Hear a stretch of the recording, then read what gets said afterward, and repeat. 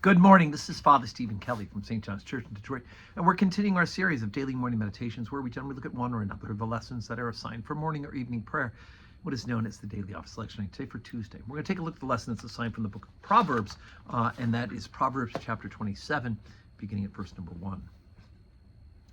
Boast not thyself of tomorrow, for thou knowest not what a day may bring forth. Let another man praise thee, and not thine own mouth, a stranger, and not thine own lips. A stone is heavy, and the sand weighty, but a fool's wrath is heavier than them both. Wrath is cruel, and anger is outrageous. But who is able to stand before envy? Open rebuke is better than secret love. Faithful are the wounds of a friend, but the kisses of an enemy are deceitful. Thine own friend and thy father's friend forsake not. Neither go into thy brother's house in the day of calamity, for better is a neighbor that is near than a brother far off. My son, be wise, and make my heart glad, that I may answer him that reproacheth me. A prudent man foreseeth the evil and hideth himself, but the simple pass on and are punished. Okay, so again, remember some of these sayings are related, others bring in a whole new thought, right? Stop, period, new thought. So we have a couple of things. First of all, good, sage advice, right? What it is that how we to live, right? Don't boast about tomorrow, right? And Jesus actually says, right, be not anxious for tomorrow, but don't boast for tomorrow either, because you don't know what tomorrow will be, right? And we know that we're instructed to say, God willing, we'll do this, or God willing, this will happen. But we know it won't happen unless the Lord does, in fact, will it. Also, he says, let somebody else praise you. Don't be a braggart. Don't praise yourself, right? And kind of the opposite of that, the running joke about the problem with humility is that we can't brag about how good we are at it, right? And it's being facetious, of course, but that same sense of this here, right? Let somebody else, if they notice you, say something nice. Don't be boasting about yourself.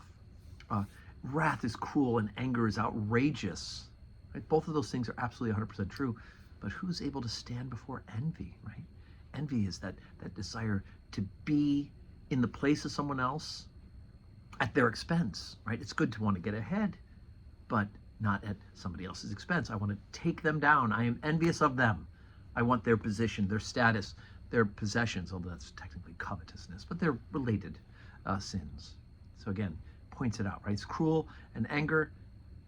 Cruel as wrath and anger is, envy can absolutely destroy an individual. And faithful are the wounds of a friend, right? So if you say an open rebuke is better than secret love, followed by faithful are the wounds of a friend, in other words, sometimes it's better if your friend says, look, cut it out. You can do better.